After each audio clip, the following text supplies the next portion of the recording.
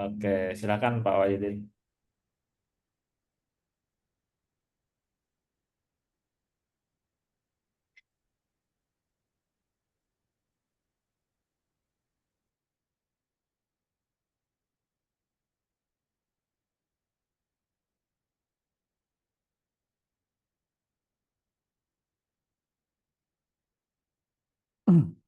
Oke, selamat siang teman-teman, selamat pagi menuju sore. Oke, saya akan ini ya, ininya Pak. Eh, ini mengenai apa? Implementasi sistem ini keterkaitan sama pangan juga Pak. Tapi yang akan dibahas sebenarnya sistem jaminan halal. Saya nggak bahas terkait dengan prosedural untuk sertifikasi ya. Saya hanya ke arah standarnya, itu pun sebenarnya ke SNI terkait dengan pengantar, fatwa dan lainnya. Saya juga declare ya Pak ya, karena itu ranahnya ini ya Pak ya. Jadi saya hanya ke arah standarisasinya, ke pemenuhan. Dan kalaupun sebenarnya dibahas sebagai pengantar untuk sistem jaminan halal sebenarnya sekarang itu yang mengeluarkan sebenarnya negara ya Pak ya melalui badan pengelola sistem jaminan halal ya Pak ya atau disebut sebenarnya Badan Penyelenggara Jaminan Produk Halal itu BPJPH itu udah resmi ya Pak ya. Kalau dulu sebelum BPJPH mengeluarkan itu sebenarnya dulu banyakkan sebenarnya yang mengeluarkan sebenarnya MUI ya Pak ya.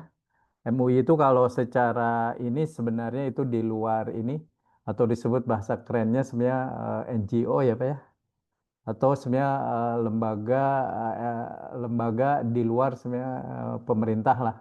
Nah sekarang mengenai BPJPH itu sebenarnya lembaga yang mengeluarkan khusus untuk ke apa sertifikasi terkait dengan produk jaminan halal karena ada undang-undangnya dan itu juga bagian dari Undang-Undang Cipta Kerja itu juga masuk di dalam salah satu sebenarnya item ya di Ciptaker dan BPJPH yang berkewenangan mengeluarkan certified yang menyangkut dengan sistem jaminan halal di Indonesia. Nah, mengenai tahapan prosesnya, ini hanya verbal aja ya Pak ya. Jadi prosesnya sebenarnya mungkin teman-teman juga yang sudah familiar, clear ya. Jadi tahapannya biasanya itu juga ada proses pendaftaran ya Pak. Kalau seandainya menggunakan konsultan biasanya sistem jaminan halalnya di setup dulu ya Pak ya, yang berbasis sebenarnya apakah ruang lingkupnya sebenarnya industri atau rumah potong dan lainnya itu juga biasanya dilakukan setup setelah semua persyaratannya masuk ke pendaftaran ya Pak ya. Nah itu juga pendaftaran sebenarnya dilakukan secara online melalui aplikasi ya Pak ya, aplikasi si halal atau sistem lain yang berbasis aplikasi. Terus melengkapi data usaha, produk, serta menyiapkan dokumen-dokumen persyaratan lain itu salah satu tahapan awal. Terus yang kedua biasanya akan dilakukan sebenarnya verifikasi ya, verifikasi dokumen oleh tim sebenarnya yang ditunjuk ya Pak ya, atau sebenarnya dari BPJPH akan memeriksa kelengkapan dokumen yang diajukan oleh pelaku usaha, itu salah satu contohnya. Terus setelah itu biasanya akan keluar nih Pak biaya dan cost atau budget ya Pak ya yang mengenai sebenarnya untuk pembayaran biasanya BPJP akan mengatakan biaya pemeriksa, menerbitkan tagihan dan pelaku usaha wajib untuk melakukan biasanya pembayaran. Nah setelah itu Pak kalau kita pendaftaran sudah, verifikasi dokumen sudah dan kita memilih sebenarnya LPH ya Pak ya. LPH itu sebenarnya lembaga pemeriksa halal ya Pak ya. Nah, lembaga pemeriksa halal itu kalau nggak salah sekarang cukup banyak ya Pak ya. Baik dari perwakilan negara ya Pak ya, terus dari yayasan, eh, termasuk sebenarnya dari kampus-kampus juga sebenarnya hampir di seluruh Indonesia itu juga sebenarnya sudah banyak ya Pak ya. Nah, setelah itu biasanya LPH akan melakukan pemeriksaan juga termasuk sebenarnya proses audit ya Pak ya. Jadi proses audit pemeriksaan itu dimulai sama kalau Bapak dan Ibu sudah ISO, itu juga biasanya ada audit lapangan, audit visit ya Pak ya. Pak, dari mulai bahan, proses produksi, fasilitas, memastikan kehalalan produk melalui audit lapangan. Jadi selain dokumen Pak, itu juga akan diverifikasi ke lapangan. Nah, setelah itu biasanya LPH atau auditor membuat report dan lainnya, Pak. Nah, setelah itu Komisi Fatwa dari MUI biasanya eh, dia akan memutuskan dan memberikan fatwa kehalalan produk untuk suatu organisasi yang di organisasi itu sebenarnya mengajukan produk, eh, baik produk atau layanan lah yang terkait dengan sisi itu. Nah, setelah itu ada labelisasi ya Pak ya, atau sebenarnya penerbitan certified untuk pelaku usaha. Dan kalau sekarang kalau nggak salah, kalau di undang-undang di PP-nya Pak, itu juga sebenarnya sudah clear ya Pak ya, karena sebenarnya sudah diwajibkan Pak. Jadi sebenarnya mandatori lah terkait dengan sisi itu. Nah, yang mengeluarkan sertifikat atau label halal di Indonesia sebenarnya Badan Penyelenggara Jaminan Produk Halal atau BPJPH. Dan mungkin itu juga bisa diakses, ada websitenya dan lainnya. Dan itu termasuk salah satu perubahan nomenklatur ya Pak ya, setelah ada apa, perubahan kepemimpinan nasional di tahun 2025 ya, terkait dengan sisi itu. Nah, mungkin itu secara verbal Pak. Nah, di sisi lain saya akan masuk ke sisi proses untuk pemenuhan ya Pak ya.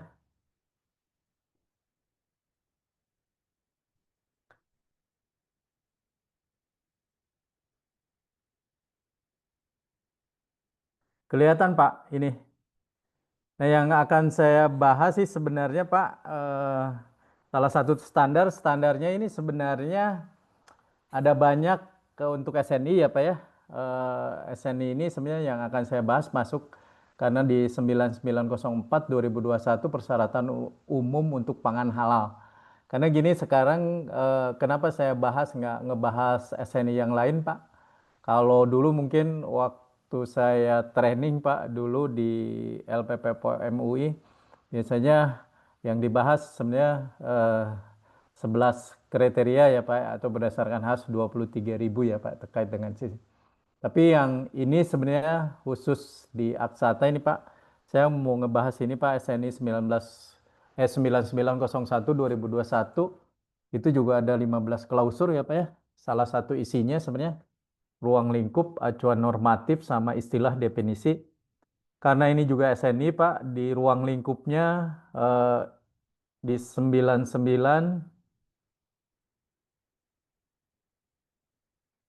ini saya salah tulis nih Pak, 9904. Nah, 9901 2021 sebenarnya ada 15 klausul. Yang pertama ruang lingkup. Jadi ruang lingkup ini yang menyangkut dengan standar ini sebenarnya bicara mengenai persyaratan umum pangan ya Pak untuk kehalalan. Terus yang kedua acuan normatif itu juga sama karena standar SNI biasanya 1, 2, 3 itu sebenarnya persyaratan umum ya Pak ya. Nah, ini bicara mengenai ketentuan umum mengenai pangan. Terus yang ketiga ada istilah definisi. Jadi kalau Bapak dan Ibu sebenarnya yang mau setup yang mengenai bahasa-bahasa di manajemen atau secara familiar, terutama untuk ketentuan umum di pangan halal sebenarnya bisa dilihat sebenarnya di standarnya atau standar nasional Indonesia ke berbasis sebenarnya SNI ya, yang versi sebenarnya 9904 2021 ya. Nah, persyaratan biasanya kalau Bapak mau setup atau Bapak jadi auditor, kalau Bapak yang sudah jadi auditor sesuai dengan regulasi persyaratan ya Pak. Karena jadi auditor atau penyelia halal itu juga sebenarnya sudah jelas persyaratannya ya Pak ya. Ya, kita akan bicara mengenai sebenarnya dari klausul 4 atau persyaratan 4, 5, 6, 7 ya, 8, 9, 10 Pak. 11, 12, 13, 14, 15. itu dari klausul 4 sampai klausul 15. Nah, ini juga sebenarnya bahan produk, fasilitas produksi apa ya, penggunaan bahan baru, pemeriksaan bahan datang, produksi, pencucian fasilitas ini juga ada keterkaitannya sama sistem manajemen yang terintegrasi, ada yang terintegrasi dengan sisi quality, Pak. Ada yang tadi dibicarakan di awal sebenarnya bicara mengenai hasap atau sebenarnya mengenai SNI hasap itu juga ada keterkaitan ya Pak ya yang menyangkut dengan sisi ini. Nah ini kebetulan kita bicara juga SNI karena dasarnya juga ke persyaratan standar untuk kepatuhan atau pemenuhan. Kita akan diskusi mengenai pemenuhan SNI 999-004-2021 untuk persyaratan umum pangan halal. Nah ini standarnya saya juga nggak pakai pengantar eh, mengenai ini cuman ada ini satu slide ya Pak ya terkait dengan halal, haram dan najis ya Pak ya. Jadi kalau mengenai kehalalan sebenarnya di kitab suci Al-Quran itu jelas ya Pak ya. Kalau kebetulan saya juga secara ini eh, menganut syariah Islam ya Pak ya. Jadi sesuatu yang dibolehkan menurut ketentuan syariat Islam. Jadi segala sesuatu halal kecuali dilarang di Al-Quran dan hadis. Nah ini sebenarnya kehalalan ini sebenarnya dipakai sebagai pedoman atau guidance secara syar'i ya Pak ya. Kebetulan kita yang penduduk mayoritas Muslim. Bukan berarti sebenarnya sistem jaminan yang lain Pak yang menganut sebenarnya ke arah bahkan di beberapa negara yang menyangkut dengan itu juga ada yang namanya koser ya Pak, itu juga sebenarnya sistem jaminan yang dianut oleh agama yang lain Pak terkait dengan sisi itu. Dan itu juga sebenarnya prakteknya dipakai Pak di beberapa negara terkait dengan sistem jaminan itu. Nah yang halal ini kebetulan kalau di penduduk mayoritas Muslim di Indonesia atau Timur Tengah, sebenarnya Turki, Malaysia dan lain itu juga sebenarnya dipakai terkait bahkan sebenarnya di dunia ada forum atau asosiat ya Pak ya yang menyangkut dengan kehalalan atau forum halal sedunia yang menyangkut dengan sisi itu. Terus yang kedua mengenai haram ya Pak, sesuatu yang dilarang menurut ketentuan syariat Islam. Jadi sebenarnya eh, di sistem jaminan ini juga sebenarnya arahnya Pak, kalau saya memberikan pengantar sebenarnya lebih ke arah fikih ya Pak ya, fikih yang sebenarnya yang mengatur dengan halal ada ham, tapi saya nggak masuk ke situ, jadi saya akan bahas ke ininya. Mungkin ntar dari Aksata kalau ada pengantar yang lainnya mungkin kalau yang pernah ikut itu mungkin dibahas lebih detail, tapi saya lebih ke arah standarisasinya yang menyangkut dengan sisi itu. Nah, yang ketiga sebenarnya najis ya Pak ya, suatu kotoran yang menyebabkan tidak sah itu di dalam ibadah.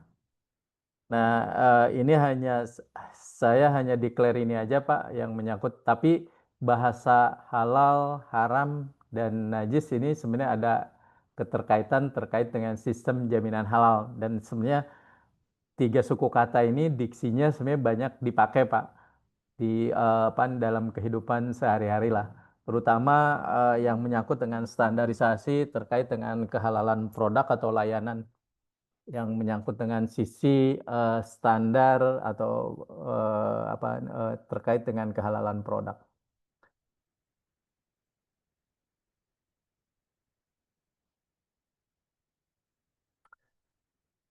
Nah, yang pertama saya nggak bahas apa ya di klausul 1, 2, 3 karena itu juga sebenarnya kalau saya bahas itu persyaratan umum. Jadi kalau Bapak pernah baca mengenai standar ISO atau standar SNI biasanya 1, 2, 3 itu sebenarnya eh, persyaratan normatif ya Pak ya. Jadi kalau Bapak mau nyari diksi, definisi dan istilah, terus ruang lingkup dan lain sebenarnya sesuai dengan standarnya, karena itu juga sebenarnya bahasanya bahasa umum juga. Tapi biasanya kalau mau nyari dan lainnya di standar SNI itu bisa masuk ke daftar istilah dan definisi. Nah, saya akan masuk ke klausul 4 karena ini fokusnya sebenarnya di pemenuhan persyaratan umum pangan halal ya, Pak. Jadi kalau Bapak mau setup atau Bapak jadi auditor yang menyangkut dengan sisi ininya, karena sekarang itu sebenarnya fatwanya yang menyangkut dengan eh, ketentuan kehalalan itu sebenarnya ada secara independen ya Pak ya di bawah Komisi Fatwa MUI. Jadi kalau Bapak mau jadi auditor atau konsultan sebenarnya lebih ke arah pemenuhan persyaratan di suatu organisasinya. Nah, dimulai biasanya sebenarnya dari klausul 4, Pak. Nah, klausul 4 ini sebenarnya akan bicara mengenai bahan ya, Pak ya.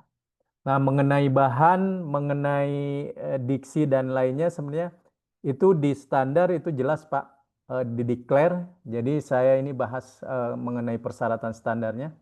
Jadi bahan yang dipersyaratkan mencakup, jadi kalau di layanan produksi di organisasi industri yang berbasis menghasilkan suatu produk ya, ada yang namanya bahan baku, Pak, bahan tambahan atau disebut sebenarnya bahan tambahan pangan atau BTP ya, Pak, bahan penolong, terus kemasan, bahan lain yang digunakan di dalam lini produksi yang memungkinkan berkontak langsung dengan bahan atau produk seperti pelumas, grease, sanitizer, cleaning agent, dan media untuk validasi hasil pencucian fasilitas yang kontak langsung dengan bahan atau produk. Nah, ini kalau kita bekerja di suatu industri ya Pak ya, di pabrik makanan atau minuman atau layanan, biasanya orang PPIC nih Pak, ada yang menghitung mengenai bahan, bahkan berat dan lainnya. Nah, kebetulan ini yang dibahas mengenai kehalalan atau persyaratan umum bahan pangan. Nah, bahan ini harus mulai diidentifikasi, di clustering ya Pak. Jadi bahan bakunya yang dipakai apa dan lainnya yang menyangkut dengan sisi persyaratan apa umum atau pangan halal ya Pak ya, yang menyangkut dengan sisi. Apakah sebenarnya di bahan baku itu biasanya akan dilengkapi dengan bukti analisis, biasanya analisis sertifikat of analysis, apakah sebenarnya ada terkontaminasi atau ada turunan-turunan yang menyangkut dengan apa bahan dari hal-hal yang tidak diperbolehkan menurut eh, ketentuan persyaratan umum, yaitu mengenai turunan dari babi ya dan turunannya termasuk dan lain-lainnya.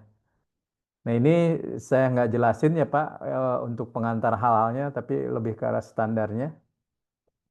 Nah, di bahan baku maupun bahan pangan atau BTP termasuk bahan penolong kemasan itu juga harus ada clustering di register, terutama yang menyangkut dengan sisi pemenuhan persyaratan ini. Dan ini juga harus dilengkapi ya, terkait dengan dokumen yang memastikan termasuk uji-uji lab ya Pak ya dari lembaga yang independen dan terpercaya, dan itu juga bebas dari konflik of interest. Nah, bahan tersebut sebenarnya dikelompokkan, Pak, dari bahan utama, bahan tambahan pangan atau bahan penolong, termasuk kemasan dan lainnya, termasuk logistik ya, Pak ya. Nah, itu juga dikelompokkan, diminta di standar ini eh, ada yang masuk sini identifikasi barang haram ya, Pak ya, atau bahan kritis ya, Pak. Dan bahan tidak kritis. Jadi daftar bahan yang tidak kritis dalam bentuk daftar bahan positif halal ya Pak ya. Jadi itu ada yang namanya positif list biasanya. Kalau Bapak dan Ibu jadi konsultan atau jadi auditor itu pasti bahasa-bahasa itu juga akan menemukannya di suatu organisasi atau di suatu proses produksi, atau sebenarnya bahasa-bahasa yang dipakai di organisasi, baik organisasi eh, skala kecil, menengah maupun yang skala besar. Nah, itu juga ditetapkan oleh pihak yang berwenang berdasarkan fatwa MUI. Jadi kalau Bapak mau mengajukan sertifikasi halal, Pak, biasanya dulu diregister, Pak. Diidentifikasi nama bahan sedetil mungkin ya, Pak ya. Bahan tambahan, pangan, terus bahan penolong, bahan kemasan, termasuk bahan-bahan yang lain.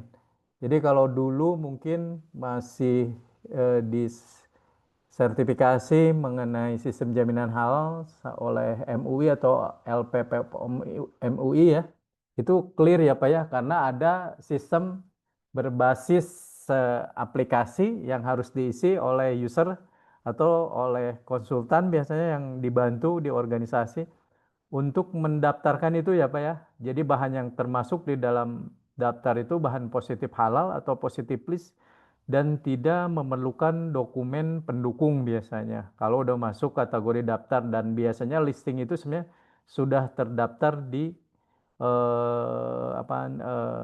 database eh, dulu kalau menggunakan sebenarnya lembaga MUI itu akan kelihatan ya Pak ya. Nah, di klausul 4 itu yang mengenai bahan itu, persyaratan itu sebenarnya diminta ya Pak ya, kalau di diimplementasi di manual, di SOP, termasuk sebenarnya pom-pom record yang diminta, termasuk daftar list, termasuk evidence-nya di 4.1, 4.2 itu harus punya ya Pak ya. Nah, biasanya ada prosedur yang mengatur. Setelah itu sebenarnya ada juga pemisahan ya Pak ya, pemisahan. Makanya di 4.1, 4.2 di standarnya ada bahan haram yang disebut dengan bahan haram maupun sebenarnya bahan kritis ya Pak ya. Dan diksi mengenai bahan haram dan bahan kritis itu secara ini bisa dilihat di standar nasional Indonesia.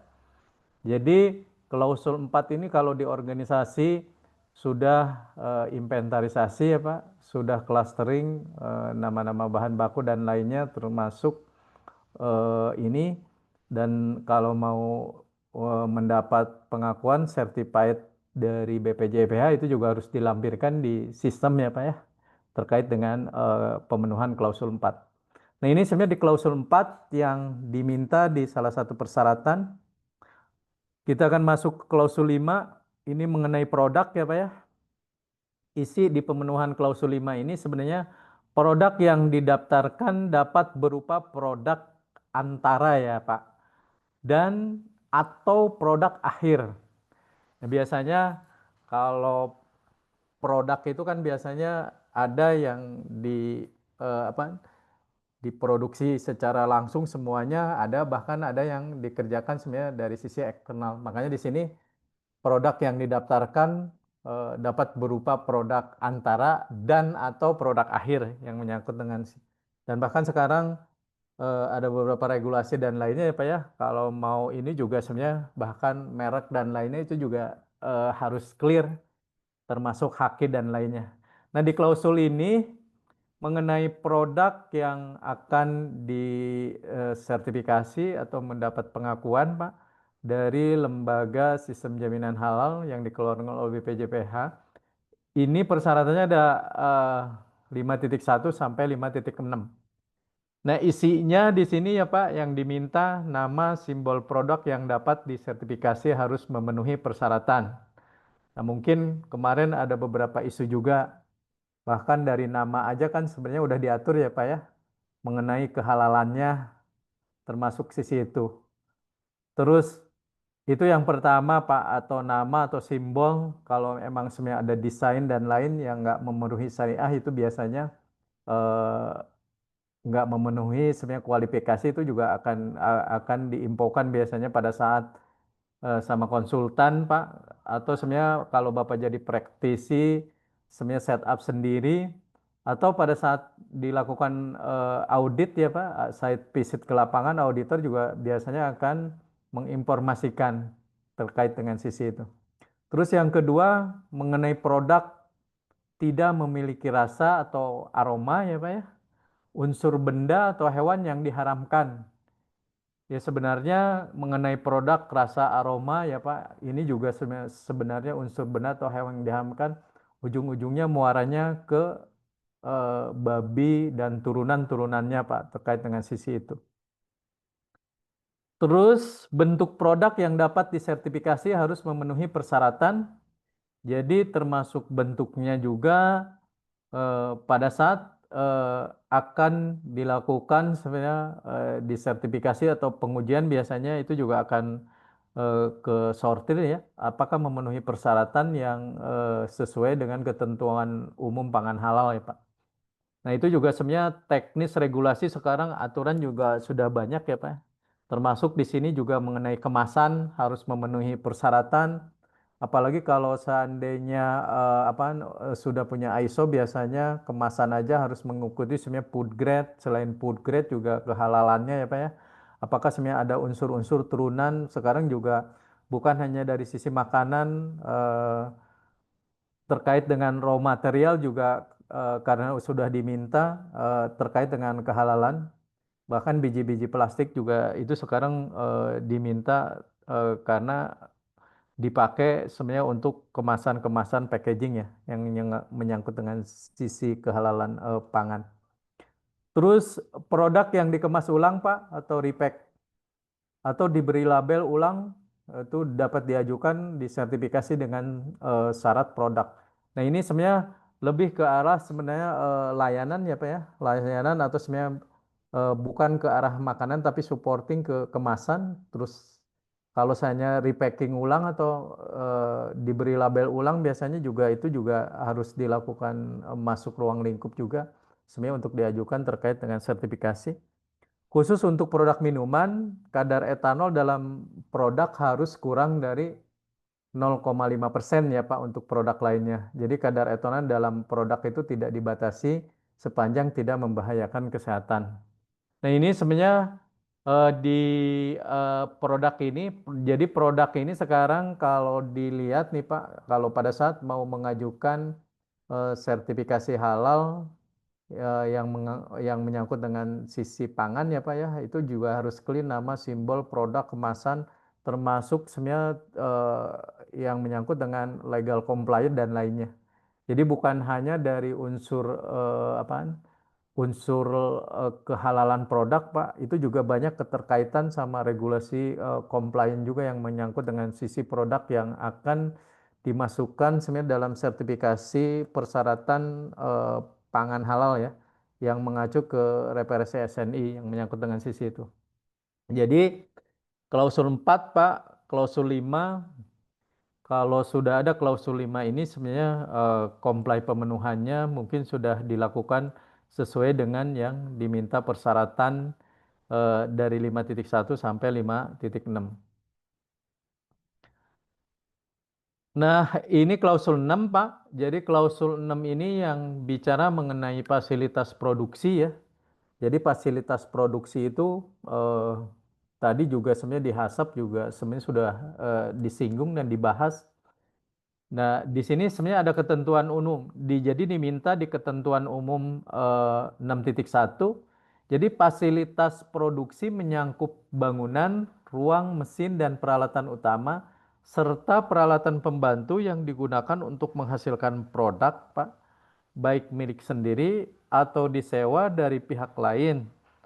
Terus fasilitas khusus produksi halal, Pak, atau fasilitas bersama atau sharing facility termasuk sebenarnya fasilitas bebas babi ya, atau POK facility ya Pak ya. Nah itu ketentuan umum juga Pak untuk fasilitas produksi ya Pak ya. Jadi ini juga harus clear. Jadi diminta di persyaratan fasilitas produksinya dari mulai sebenarnya bangunan, terus ruang-ruangan, mesin dan peralatan utama atau pembantu Pak yang menghasilkan suatu produk ya Pak, produk A atau produk B Pak. Itu juga baik yang dilakukan kalau di internal atau sebenarnya disubkonkan ya Pak ya kalau ada di luar atau sebenarnya barang dan mesinnya itu milik sendiri atau sewa dari luar itu juga sebenarnya harus declare terkait dengan kehalalannya ya Pak ya. Dan kalaupun biasanya kalau saya menemukan di beberapa pabrik atau industri ya Pak, bahkan sebenarnya ada yang dipisahkan. Ini khusus sebenarnya yang halal dan non halal. Tapi saya cross check biasanya apakah ada potensi sebenarnya terkait dengan proses yang sebenarnya ada potensi terkontaminasi dan lainnya. Makanya biasanya saya akan pastikan bahwa fasilitas meskipun sebenarnya kadang pada saat audit meskipun dipisah, tapi saya juga nggak yakin biasanya termasuk sisi sebenarnya pada saat fasilitas itu dipakai bersama. Nah, ini juga mengenai ketentuan fasilitas itu juga harus clear karena itu juga pada saat melakukan audit itu juga akan di cross check dari proses awal, walk in proses sampai proses akhir, termasuk sebenarnya sampai handling ya Pak, handling logistik itu termasuk supply chain manajemennya itu seperti apa. Makanya biasanya kalau di pabrik yang punya produk yang mengenai diminta salah satu kehalalannya itu juga, kalaupun sebenarnya logistik atau supply-nya menggunakan sebenarnya rekanan atau mitra itu juga harus mewajibkan sebenarnya di sertifikasi sistem jaminan halal. Karena biasanya terkait dengan supply atau sebenarnya handlingnya itu juga dipastikan sampai benar-benar sebenarnya barang itu sebenarnya sampai dan dipakai atau dipakai sebenarnya oleh user atau sebenarnya ke retail-retail itu juga dipastiin bahwa sebenarnya handling atau perusahaan yang melakukan sebenarnya mitra kerjasama itu juga harus disertifikasi mengenai kehalalan terutama untuk handlingnya. Nah, di 6.2 Pak, ini juga bicara mengenai potensial kontaminasi ya di fasilitas produksi. Jadi, kalaupun sebenarnya di suatu produksi atau di industri ada penggunaan fasilitas bersama ya Pak ya, itu juga harus clear. Jadi boundaries batasannya juga sampai di mana, termasuk ada potensial kontaminasi fasilitas ya. Ada 3 jenis najis biasanya, najis ringan, najis sedang, dan najis berat ya Pak ya. Nah mungkin kalau dulu pernah di pesantren juga akan bicara mengenai fikihnya ya Pak ya. Tapi saya nggak bicara karena biasanya yang ringan dan sedang dan najis itu juga sebenarnya ini ya Pak ya. eh, kriterianya juga ada dan itu sebenarnya dideklar di standar. Terus yang 6.3 ini mengenai kriteria pemisahan fasilitas ya Pak ya. Kalau ini bicara fasilitas, ada fasilitas dingin di standar sih sebenarnya transportasi termasuk fasilitas bersama. Jadi ini juga kalau ada prosedur yang mengatur Pak, aturan mana yang boleh, mana yang tidak sebenarnya itu diminta sebenarnya aturan-aturan baik yang dideklar di manual Pak, di standar operational procedure atau di instruksi kerja atau di work POM record ya Pak ya. Itu juga. Jadi kalau ini memenuhi di 61, 62, 63 berarti fasilitas produksinya sebenarnya memenuhi persyaratan standar sistem jaminan pangan halal Pak. Nah, ini ada di klausul 6, Pak. Jadi fasilitas produksi itu harus jelas terkait dengan mekanisme aturan sistem mengenai kehalalan untuk fasilitas yang dipakai ya, Pak ya, baik di internal maupun eksternal. Nah, ini eh, ketujuh ini klausul 7 nih, Pak, penggunaan bahan baru. Jadi biasanya kalau dulu Bapak sebenarnya register di eh, POM LPP POM MUI dulu kalau disertifikasi oleh Majelis Ulama Indonesia itu bahan-bahan yang sudah ada itu bisa dilihat ya Pak di sistem itu berbasis web dan itu bisa diakses memang untuk ke calon pelanggan atau pelanggan utama. Jadi prosedur ini sebenarnya tertulis penggunaan bahan baru atau produk yang sudah disertifikasi. Jadi kalau ada produk-produk standar yang sudah disertifikasi, listingnya sebenarnya biasanya ada dan sekarang saya juga eh, jarang akses nih Pak ke sistem si halal atau di yang dibuat oleh BPJPH dan harusnya sebenarnya itu informasinya big datanya harusnya punya nih Pak. Termasuk sebenarnya yang menyangkut dengan penggunaan bahan. Jadi di sini klausul 7 itu kalau Bapak menggunakan penggunaan bahan baru itu juga sebenarnya eh, harus dikelompokkan dulu menjadi dua ya Pak ya. Jadi bahan yang belum digunakan untuk produk yang sudah disertifikasi itu clear. Terus yang kedua sebenarnya bahan yang sama dengan bahan yang sudah digunakan untuk produk yang sudah disertifikasi tetapi diproduksi oleh perusahaan yang berbeda. Nah, kalau seandainya Bapak menemukan sebenarnya kalau bahannya sudah ada Pak, bahkan sudah masuk di listing, baik di sistem sebenarnya sistem jaminan halal sebenarnya yang dari BPJPH atau dulu LPPOM MUI, tapi sebenarnya dikerjakan diproduksi oleh perusahaan yang berbeda itu juga sebenarnya eh, harus disertifikasi ya Pak ya, yang menyangkut dengan sisi produksinya oleh produsen yang berbeda. Jadi penggunaan bahan ini juga sebenarnya aturannya jelas ya Pak ya. Jadi kalau prosedurnya juga harus tertulis karena di sini diminta di pemenuhan klausul 7. Nah, mengenai klausul 8 Pak, ini juga terkait dengan pemeriksaan bahan datang ya Pak ya. Jadi organisasi harus memastikan adanya prosedur pemeriksaan bahan datang ya Pak ya. Nah, di sistem jaminan halal, di sistem manajemen apapun, Pak, yang namanya pemeriksaan incoming ya, Pak ya, atau pemeriksaan barang datang, work in process, maupun sebenarnya finished good atau outgoing itu juga sebenarnya wajib dilakukan, bukan hanya dari sistem jaminan halal ya, Pak ya. Nah, organisasi di sini harus kalau harus itu sebenarnya wajib Pak. Jadi nggak bisa diterorir nih Pak. Apalagi sebenarnya pemeriksaan barang datang ya Pak ya.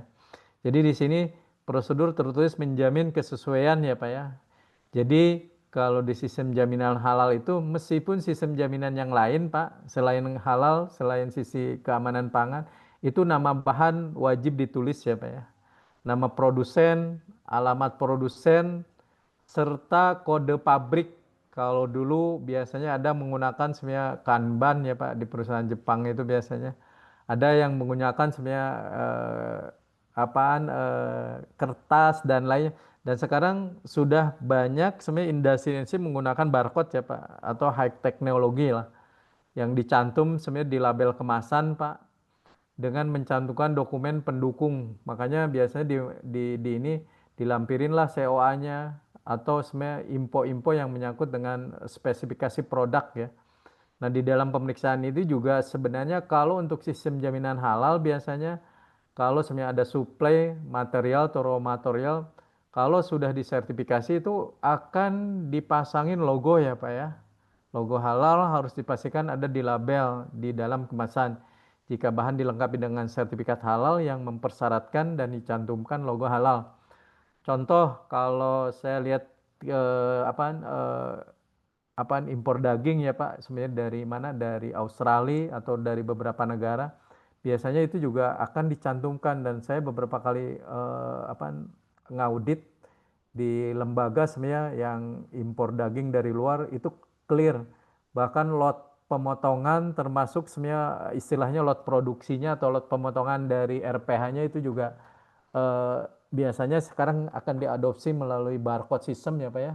Dan itu kalau ada sebenarnya yang diragukan itu bisa ditrace mampu telusurnya karena di mampu telusurnya jadi di pemenuhan persyaratan sistem jaminan halal berbasis SNI juga diminta Pak yang menyangkut dengan sisi apaan kehalalan. Bahkan sekarang juga sebenarnya dari apa lembaga-lembaga sertifikasi dari luar itu juga sebenarnya dulu MUI juga ada pengakuan ya Pak ya lembaga-lembaga dari luar dari seluruh dunia. Kalau nggak salah saya terakhir update itu waktu sertifikasi eh, di LPPOM UI itu ada sekitar 43 negara atau 45 organisasi ya Pak yang terkait dengan kehalalan produk ya. Baik dari benua Eropa Pak, ada benua Amerika, terus beberapa juga di Afrika.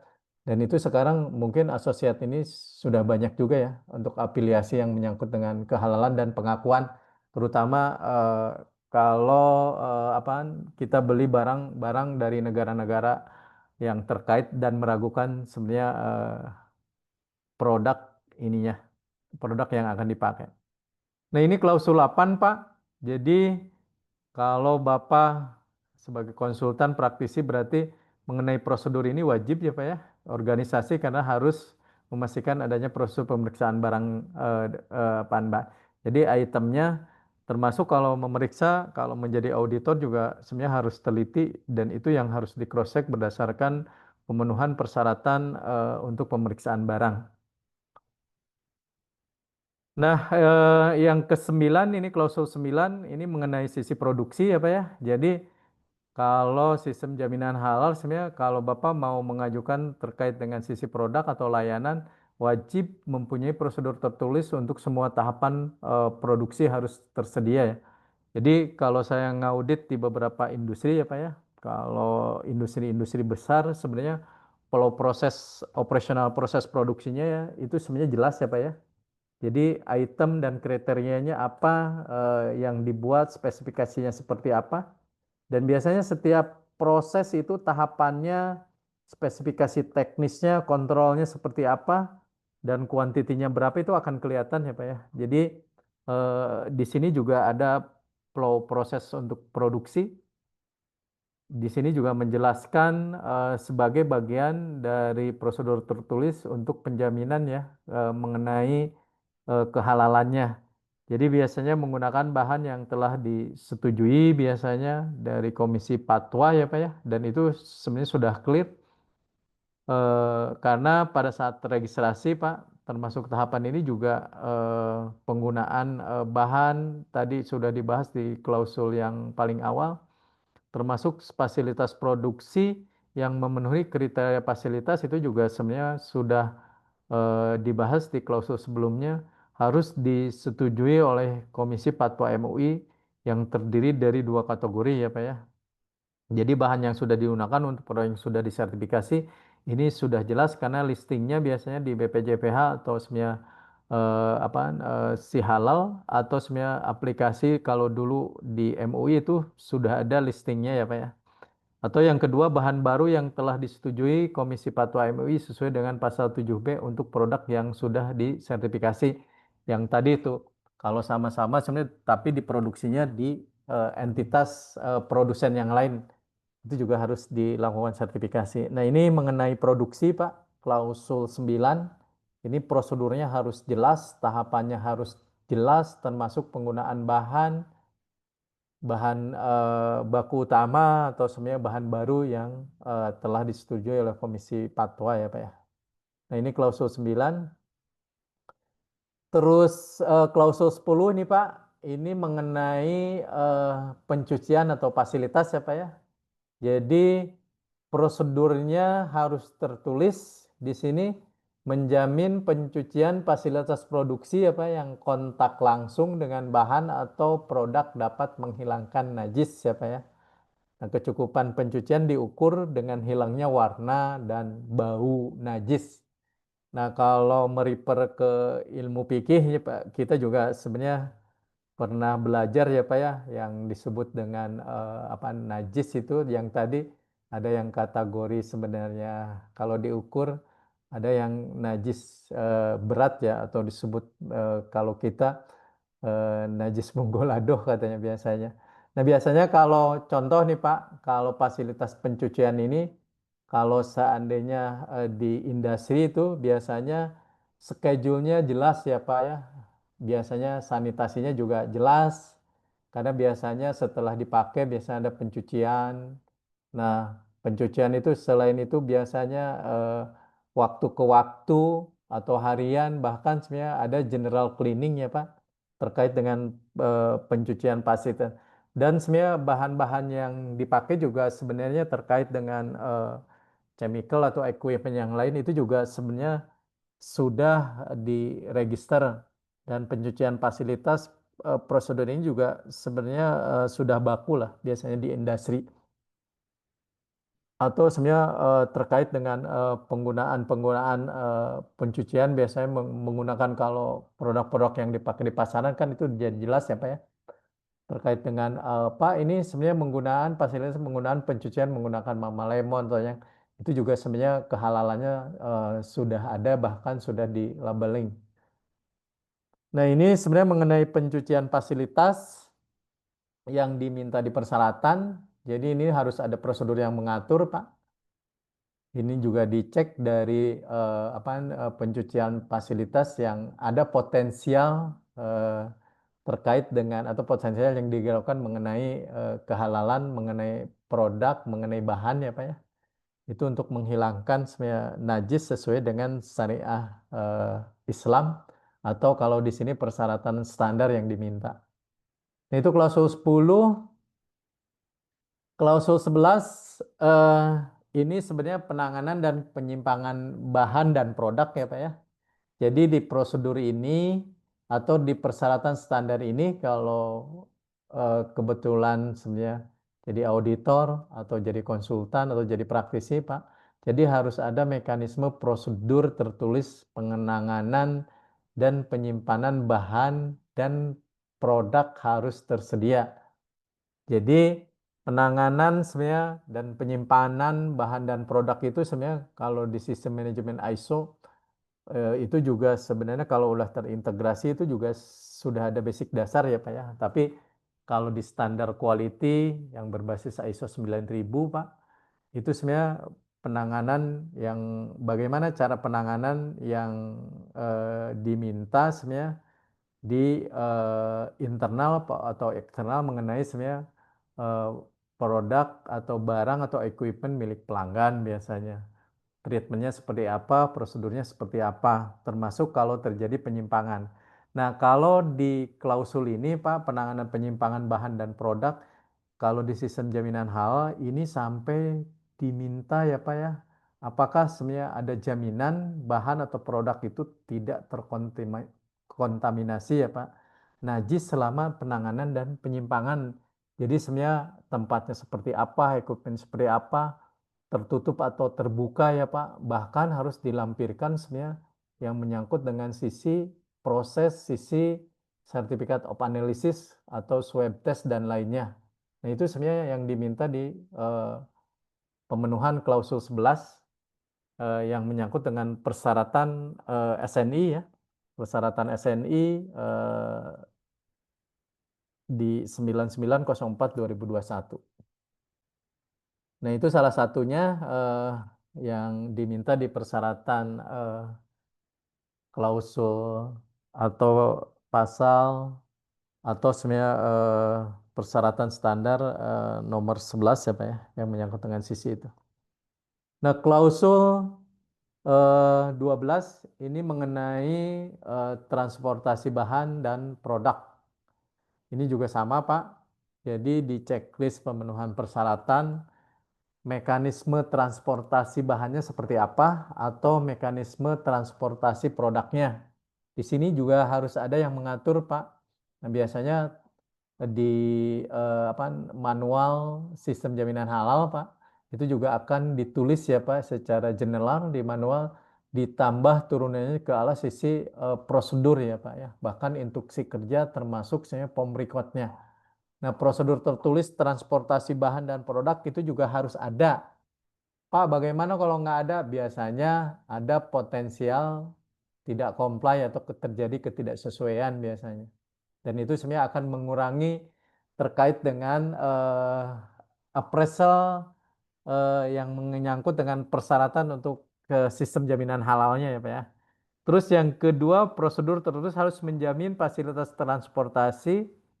Ini contoh untuk daging dan produk olahannya harus bersifat fasilitas khusus produksi halal ya Pak ya. Jadi mengenai selain sebenarnya dari sistem jaminan kualitinya Pak, kalau sudah terintegrasi dengan sistem manajemen yang lain, ini juga diminta Pak secara tertulis dan sebenarnya meminta asuransi atau jaminannya untuk fasilitas transportasi. Mungkin kalau tadi dibahas sebenarnya, kalaupun sebenarnya ada produk yang lain di luar kehalalan itu juga jangan kalau bisa sih jangan dicampur ya biasanya. Dan itu harus salah satu fasilitas khusus untuk produk halal ya Pak ya. Yang ketiga ini juga prosedur harus menjamin bahan dan produk yang diangkut menggunakan alat transportasi yang bersifat atau fasilitas bersama tidak terkontaminasi najis ya Pak selama dalam transportasi. Nah, biasanya makanya ada beberapa perusahaan yang biasanya transportasinya juga sebenarnya disubkonkan Pak oleh pihak eksternal dan itu juga sebenarnya peralatan dan equipment-nya biasanya mereka juga harus pisah dan itu juga disertifikasi terkait dengan sistem jaminan halalnya. Itu juga untuk equipment-nya, untuk prosesnya, meskipun dia sebenarnya jasa titipan atau jasa mitra atau jasa logistik terkait dengan supply produk atau layanan dari suatu organisasi. Yang berikutnya ini juga bukti implementasi, Pak, mengenai prosedur tertulis, transportasi bahan, dan produk harus dipelihara. Jadi mengenai kehalalan tuh informasi yang terdokumentasi, Pak, POM record itu harus dijaga. Dan sebenarnya dibuktikan melalui sebenarnya implementasi prosedur ya, yang ada di dalam sistem jaminan persyaratan pangan untuk kehalalan produk yang menyangkut dengan sisi itu. Nah, itu di klausul 12 ya, Pak ya. Dan itu sifatnya juga wajib mengenai prosedur yang mengenai transportasi atau mengenai sisi produk dan lainnya. Dan klausul 13 ini mampu telusur ya Pak ya di sistem manajemen quality management system ya Pak ya atau food safety management system ini juga sebenarnya ada kemampuan atau mampu telusur terkait dengan kehalalan produk Pak atau layanan. Nah, makanya biasanya kehalalan produk itu sekarang udah menggunakan teknologi, menggunakan barcode. Jadi lotnya itu kalau dulu mungkin ditulis ya. Kadang sebenarnya QC Pass dan lainnya itu juga dulu sebelum ada teknologi barcode dan sekarang kalau ada teknologi barcode itu akan kelihatan siapa yang melakukan pemeriksaan, terus kalau ditarik siapa yang melakukan produksi, shipnya ship berapa ya Pak ya, tipenya seperti apa, bahkan kalau ditrace sampai ke proses bahan baku dan lain itu bisa ditrace dengan teknologi mampu telusur ini. Nah, di sini juga prosedurnya tertulis menjamin ketelusuran produk ya Pak yang disertifikasi.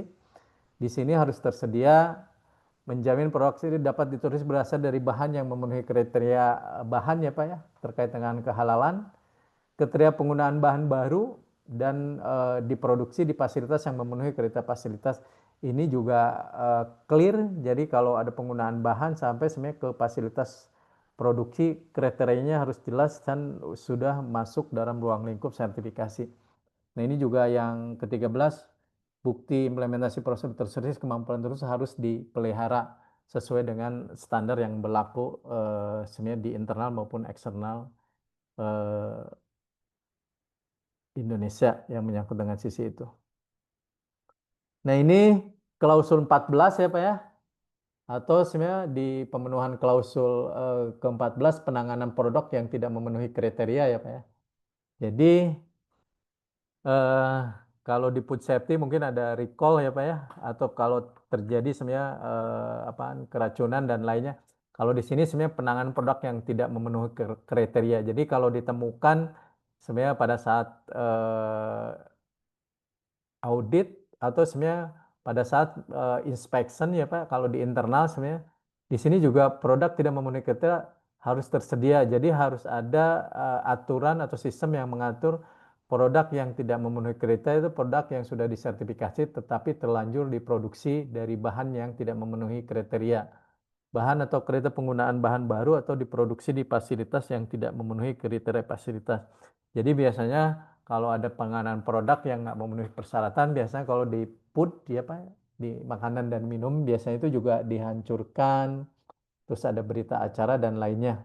Karena nggak mungkin biasanya kalau udah terkontaminasi, biasanya bisa di repair atau diperbaiki, kecuali untuk ini kali ya, untuk packaging juga biasanya kalau udah tercampur dan itu juga agak susah ya. Dan juga mengenai prosedur tertulis ya Pak ya harus menjamin produk yang memenuhi kriteria karena tidak didistribusikan itu juga clear di prosedur. Jika produk sudah terlanjur didistribusikan maka produk itu harus ditarik atau di recall itu mekanismenya seperti apa, dan itu sebenarnya harus masuk di dalam satu sistem atau prosedur yang mengatur. Terus memenuhi kriteria, jadi di prosedur itu yang menjelaskan kriteria tidak boleh diproses ulang ya Pak ya, atau downgrade atau direformulasi ya Pak, dan diklaim sebagai produk halal. Jadi itu juga nggak boleh ya Pak ya, apalagi biasanya agak kritikal ini Pak. Kecuali sebenarnya dibuang ya untuk dijadikan produk scrap yang menyangkut dengan sisi itu. Nah, mengenai bukti implementasi ini juga sama, Pak. Jadi penanganan produk yang tidak memenuhi kriteria itu harus dipelihara karena suatu ketika kalau ada ini bisa di-trace ya, Pak ya. Dan itu juga untuk menjaga atau menjamin yang menyangkut dengan sisi evidence ya, Pak ya. Pada saat ada klaim dan lainnya yang menyangkut dengan sisi penanganan produk yang tidak memenuhi kriteria. Dan ini eh, 15 Pak, ini juga sebenarnya ada di dalam food safety dan lainnya termasuk HACCP mengenai hygiene sanitasi termasuk SLS nih Pak, keamanan produk. Jadi hygiene sanitasi keamanan pangan juga merupakan prasyarat dalam penyiapan pangan halal ya Pak ya. Jadi pangan harus disiapkan, diolah, dikemas, ditransportasikan, disimpan sesuai dengan standar atau regulasi yang terkait dengan hygiene dan sanitasi. Terakhir, semua tindakan keamanan pangan harus sesuai dan digunakan di sektor pangan ya Pak ya. Jadi eh, ini yang menyangkut dengan hygiene sanitasi sama keamanan produk itu juga diminta di salah satu pemenuhan klausul Pak. Jadi mekanisme sistemnya juga harus ada. Terus pada saat memastikan itu juga harus clear ya Pak ya untuk mengenai hygiene sanitasi termasuk SOP, termasuk evidence yang dilakukan baik internal maupun eksternal yang menyangkut dengan sisi itu. Nah itu isinya mengenai SNI standar nasional, khususnya kemungkinan ini yang dibahas cuman hanya standar 9904 2021 untuk persyaratan umum pangan halal. Mungkin kalau ada pertanyaan yang menyangkut dengan ruang lingkup yang lain, karena SNI standar kehalalan itu ada untuk rumah potong juga ya Pak ya, atau RPH itu juga ada. Dan yang saya bahas ini sebenarnya lebih ke arah persyaratan umum untuk pangan halal. Nah, mungkin itu aja yang bisa saya sampaikan. Jadi kalau ada yang perlu didiskusikan, Bapak dan Ibu, itu juga silahkan, Pak. Baik mengenai apaan prosedur dan lainnya sebenarnya kalau untuk prosedur-prosedur sesuai dengan pemenuhan persyaratan ini mungkin Bapak dan Ibu juga sebenarnya banyak referensi ya Pak ya di sisi internal ataupun di sisi eksternal. Bahkan sekarang kalau di beberapa negara juga ada yang jual template untuk pemenuhan sisi administrasi ya, bukan dari sisi ini untuk sebenarnya prosedur-prosedur yang keterkaitan sama sistem jaminan halal. Jadi itu, jadi silahkan kalau ada yang mau ditanya, didiskusikan mengenai sistem jaminan halal. Dan kebetulan sistem jaminan halal ini yang saya bahas sih, yang SNI-nya yang 9904 ya Pak ya, 2021. Mungkin itu aja, silahkan Ya, kalau ada teman-teman. baik Bapak, izin bertanya Pak. Terkait dengan supply chain dan logistik transportasi pengiriman Pak ya. Eh, itu kalau apakah kita dari hulu ke hilir termasuk seluruh supply chain dan proses pengirimannya gitu harus kita telusuri Pak terkait dengan apa proses audit halal ini Pak begitu. Karena saya pernah dapat pelatihan gitu ya, saya pernah mendengar maksudnya gitu ngelihat salah satu momen Zoom juga begini itu hanya terbatas pada ruang lingkup tergantung ruang lingkupnya gitu. Jadi kalau ruang lingkupnya produksi berarti hanya pada proses produksi dari raw material produksi sampai produk jadi. Kalau misalnya dananya tidak maaf kalau ternyata dia tidak sampai skupnya keluar berarti tidak dihitung. Nah, itu bagaimana Pak? Apakah Ya, melihat ke sana gitu atau bagaimana? Terima ya, kasih. betul Pak. Jadi sebenarnya kan kalau di awal sebenarnya ada mapping terkait dengan proses ya Pak ya. Jadi pada saat Bapak mengajukan aplikasi nih Pak, atau Bapak mau setup sistem, kan itu sebenarnya ada batasan dan itu emang secara regulasi Pak itu diperbolehkan atau boundaries atau batasan ya Pak ya. Dan itu sebenarnya sesuai dengan ruang lingkup Pak. Kalau nggak ada apaan, nggak ada keterkaitan dan bahkan sebenarnya pada saat di investigasi sebenarnya nggak ada keterkaitan dari mulai sistemnya apaan logistik atau supply chain-nya dan itu disesuaikan dengan kebutuhan sama ruang lingkup Pak. Jadi kalau makanya di tadi juga di SNI-nya bilang nih Pak, kalaupun sebenarnya ada penggunaan fasilitas bersama, makanya prosedurnya yang mengatur harus jelas tuh Pak. Jangan sampai sebenarnya ada potensial terutama di proses pemisahan atau proses pencucian ya Pak. Tapi sebaiknya sih biasanya Pak, kalau untuk sistem jaminan halal itu biasanya bahkan kalau di logistik itu kendaraan, equipment dan lainnya itu pure dipisah Pak. Karena untuk menjamin memberikan sebenarnya jaminannya. Itu paling Baik. Pak, jadi sesuai dengan ruang lingkup aja itu udah benar Pak, karena sebenarnya di aturan regulasi apapun, di sistem manajemen apapun, di itu juga sebenarnya ada batasan atau bahkan kalau di pengakuan sertifikasi ISO itu kalau nggak ada keterkaitan itu dibatasi dengan boundariesnya ya Pak ya, ruang lingkup dan itu silahkan Pak. Ya, baik. Pak, satu pertanyaan lagi, Pak. Mohon maaf ya, rekan-rekan yang lain. Eh, Waktu saya kecil, Pak, saya kan dulu tinggal di Bali ya, Pak, di salah satu daerah begitu. Eh, itu apa namanya? Kami tinggal di dekat kali, sungai kecil begitu. Dimana kalau di Bali itu kan banyak peternakan babi, Pak ya, orang rumah tangga yang Betul. ternak 2 ekor, 3 ekor. Nah, singkat cerita di ujung gang rumah kami itu ada pengusaha tahu, Pak, Muslim, dia Muslim begitu. eh jadi kalau dia mencuci apa namanya kedelainya untuk proses pembuatan tahu dan tempe itu eh, mungkin mungkin Pak, saya nggak tahu pasti karena saya waktu itu masih kecil, mungkin di sungai tersebut sungainya bening gitu. Cuma sesekali waktu kotoran babi itu lewat sungai itu Pak. Nah, seandainya dari pihak pengusaha tahu ini ingin melakukan proses audit halal begitu Pak. Sementara sungai tadi kan proses pembersihan apa ada kotoran babi gitu Pak yang terlewat gitu karena saya melihat sendiri waktu saya kecil dulu. Nah, apakah bisa Pak dilakukan proses audit halal kalau memang kejadiannya seperti itu begitu Pak? Jadi dia tidak tersentuh langsung dengan babi, hanya saja mungkin si karyawannya atau apa ini cuci kaki di sungai gitu. Ya mungkin itu Pak. Terima Tapi kasih. Pak, kalau meragukan sebenarnya harusnya nggak bisa apalagi sampai tahu ya Pak ya. Dan eh, kalau di syar'i ya Pak ya, kalau benar-benar kita nggak tahu mungkin kalau di hukum Islam itu masih ada toleransi ya Pak. Tapi kalau benar sebenarnya kita tahu setidaknya itu harusnya nggak bisa Pak terkait dengan itu Oh, apalagi. gitu. Iya, iya, iya. Baik, Pak.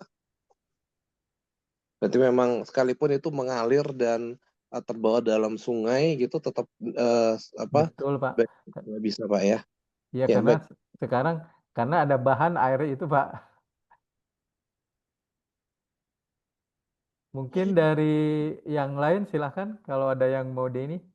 Dan mungkin ntar kalau butuh SNI-nya Pak, tapi saya juga ngebahasnya terbatas juga ya Pak ya. Tadi juga saya pengantar yang menyangkut dengan berbasis fatwa yang ke arah MUI saya nggak bahas Pak, karena lebih bahas ke sisi standar pemenuhannya terkait dengan sisi itu. Karena biasanya itu juga ada sebenarnya ranah-ranah ke fikih ya Pak ya, eh, terutama dalam kehidupan sehari-hari. Izin Pak, Ya, Pak mau tanya nih, kalau pelaku usahanya tuh kan menjual produk yang menyerupai produk haram atau bahkan produk haram sendiri seperti misalnya es krim Rasarung atau bahan bakunya tuh pakai rum asli ataupun perasa. Itu mereka tetap dapat disertifikasi usahanya dengan catatan atau eh, tidak boleh harus dihilangkan dulu dari daftar menu seperti itu, Pak. biasanya nih Pak, kalau di awal gitu produk atau yang mirip-mirip dengan bahasanya kan kemarin tuh juga banyak yang itu ya Pak, yang apa jadi viral ya Pak ya. Nah, sebenarnya harus disesuaikan dulu lah Pak. supaya sebenarnya apa penamaan atau bentuknya dalam supaya lebih ke arah sebenarnya kesesuaian lah Pak. Ya kalau bisa, tapi biasanya sekarang juga karena terakhir kasus apa nih Pak, yang agak viral itu sebenarnya bahkan mendapatkan sertifikasi halal sekarang mungkin lebih selektif ya Pak ya, terkait dengan penggunaan nama brand kalau yang berbasis-basis itu biasanya harus di ini dulu Pak biasanya akan Kalau yang dikaji kalau yang ulang lah. se- kalau yang seperti itu bisa dikecualikan, misalnya dia nggak daftarin ke sertifikasi halal, tapi dia tetap jual, atau dia sama sekali nggak boleh Pak kalau mau disertifikasi, harus diubah kayak gitu, dia harus. Eh, harus diubah dulu Pak Oh, berarti tetap supaya harus semua produk itu harus didaftarin Pak, ya nggak bisa betul. selektif selektif ya. Oke, nggak boleh ada pengecualian berarti Pak ya, dari Iya, produk.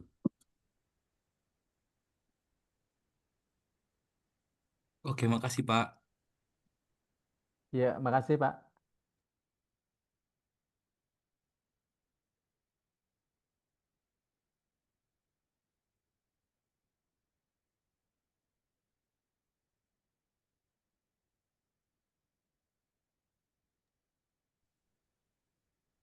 Ada yang lainnya silakan Pak.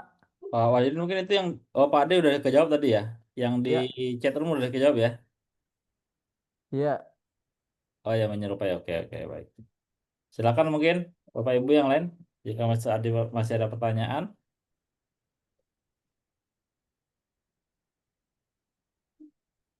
atau ada yang ingin diskusikan.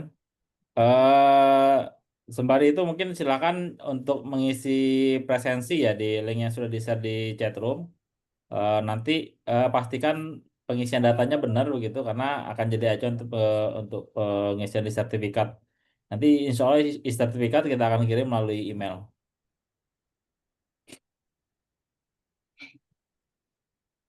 Masih ada Bapak Ibu?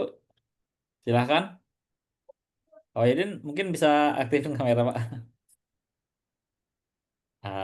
Siap.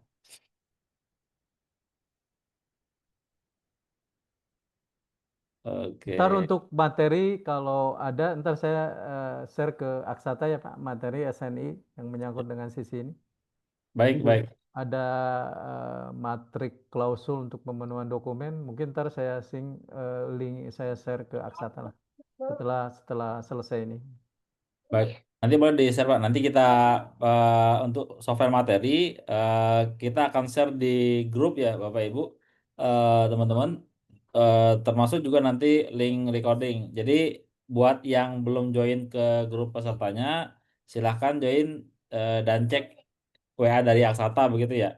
Jadi saya udah WA ke semua peserta, kecuali ada satu kemarin yang nggak ada nomor WA-nya. Apa join di sini apa enggak ya? Jadi silakan yang belum join ke grupnya silakan join dulu. Bentar, ada satu yang belum join. Ada Pak Fajar sini, Pak Fajar Elistiawan.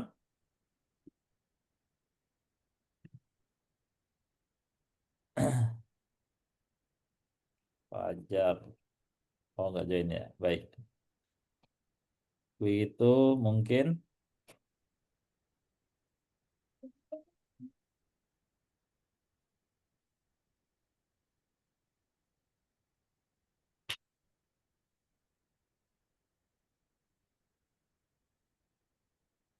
Baik, kalau tidak ada pertanyaan lagi, mungkin dari eh Pak Wahyudin ada ini sebentar, ada closing statement barangkali. Oke, yang pertama Pak, saya juga mohon maaf kalau masih ada yang kurang jelas, itu bisa tanya ke Aksata ya Pak. Dan mudah-mudahan sharing knowledge ini juga sebenarnya bermanfaat, Pak. Karena eh, saya declare karena ini juga forumnya forum online ya, Pak. Kalau mau menjelaskan secara detail mengenai teknis dan lainnya, saya juga keterbatasan pemaparan. Kalau offline mungkin lebih lebih clear ya, Pak ya, yang menyangkut dengan sisi ini. Dan mudah-mudahan kalau dari saya sih sharing ini meskipun menurut saya juga sendiri nggak sempurna ya Pak, masih ada kekurangan. Saya juga mohon maaf. kalau ada kata-kata kurang berkenan dan perilaku, dan mudah-mudahan ilmunya bermanfaat, Pak, untuk teman-teman sebenarnya yang baik di Jabotabek maupun di luar Jabotabek ya. Mungkin itu aja dari saya. Sekian dan terima kasih. Assalamualaikum warahmatullahi wabarakatuh. Waalaikumsalam warahmatullahi wabarakatuh. Baik, terima kasih Pak Wahyudin atas waktunya untuk dari pagi hari ini sampai sekarang. Buat Bapak Ibu teman-teman semua, sekali lagi kami mengingatkan untuk bisa mengisi presensi, dan untuk informasi lainnya terkait dengan kegiatan-kegiatan training di Aksata Academy, silakan save nomor admin yang WA Bapak Ibu semua, yang 0819 909 9026, dan silakan bagikan eh, kegiatan hari ini ke sosial media dan mention atau follow aksatakademi.id. Bapak Ibu juga bisa mengikuti Facebooknya di Aksata Academy Indonesia dan LinkedIn di Aksata Academy.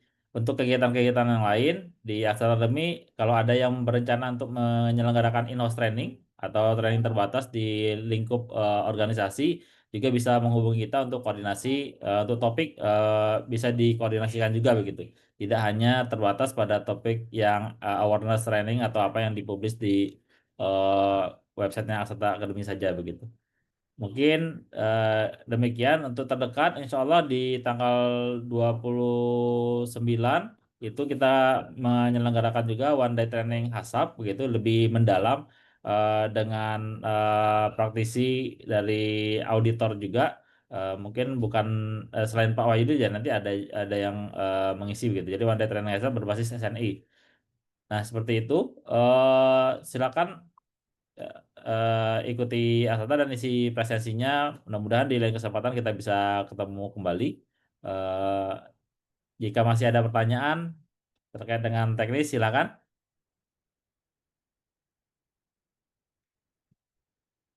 Baik, kalau tidak ada lagi, kami izin menutup kegiatan hari ini. Terima kasih atas waktunya. Selamat berakhir pekan. Assalamualaikum warahmatullahi wabarakatuh. Waalaikumsalam warahmatullahi wabarakatuh.